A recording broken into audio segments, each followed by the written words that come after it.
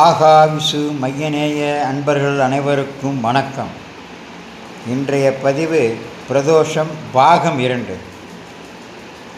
மூவகிற்கும் ஏற்படவிருந்த பேரழிவை சிவபெருமான் தன்னகத்தே இருத்தி கொண்டு காத்த அந்த கால வேளையே பிரதோஷ வேலை. வளர்பிறை பிரதோஷம், தேய்பிறை பிரதோஷம் என மாதம் 2 முறை பிரதோஷம் வரும். திரையோதசி திதியில் சூரிய மறைவிற்கு முன்னே 3.25 நாழிகையும், மறைந்த பின் 3.25 நாழிகையும் ஆக 7.5 நாழிகை காலம்தான் பிரதோஷ காலம் எனப்படும்.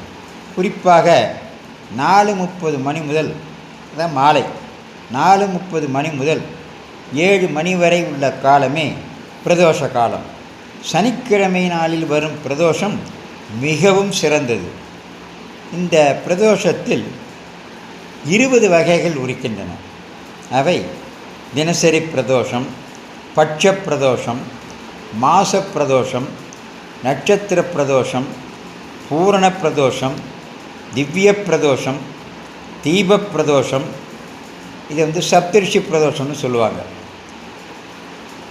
அபய பிரதோஷம், மகா பிரதோஷம், உத்தம மகா பிரதோஷம், ஏகாட்சர பிரதோஷம், அர்த்தநாரி பிரதோஷம், திரிகரண பிரதோஷம், பிரம்ம பிரதோஷம், அக்ஷர பிரதோஷம், கந்த பிரதோஷம், ஷட்ச பிரபா பிரதோஷம், அஷ்டதிக்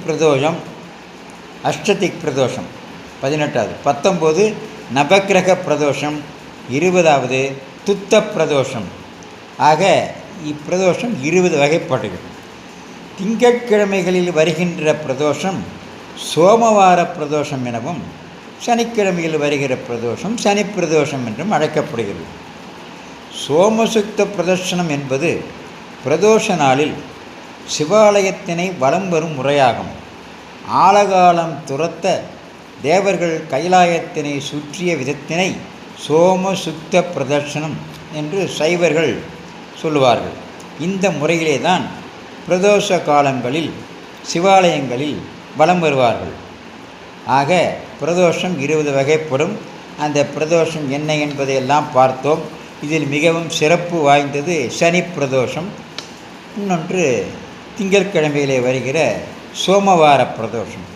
முடிந்தவர்கள் பிரதோஷ காலங்களில் விரதம் இருக்கலாம். முடியாதவர்கள் மாலை இந்த பிரதோஷ நேரத்தில் சிவாலயங்களுக்கு சென்று வழிபடலாம். மீண்டும் நாளை சந்திப்போம். எல்லா